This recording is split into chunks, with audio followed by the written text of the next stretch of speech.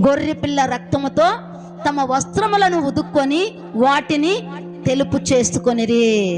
శ్రమలు, బాధలు, ఇబ్బందులు, అవమానములు, అవహేళనలు, అనేకమైన పరిస్థితులు గుండా మనము వెళుతూ ఉన్నప్పుడు ఆ శ్రమలలో దేవుడు మనకు తోడయ్యుండి మనల్ని శుద్ధీకరిస్తాడంట. హృదయ పరిశోధకులకు ఎవరమ్మా?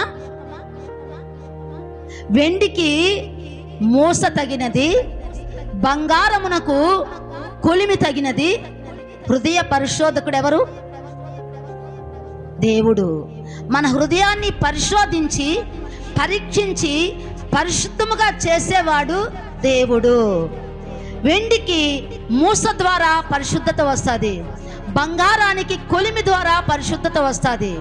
అదే హృదయానికి దేవుని యొక్క పరిశోధన, దేవుని యొక్క పరిశోధన, దేవుని యొక్క మాట, దేవుని యొక్క వాక్కు ఈ హృదయాన్ని పరిశోధించి పరిశుద్ధపరిచి పవిత్రపరిచి ఎటువంటి కల్ముషము, ఎటువంటి కపటము, ఎటువంటి వేషధారణ, ఎటువంటి మోసము లేకుండా ఆ హృదయాన్ని పరిశుద్ధంగా ఉంటుంది.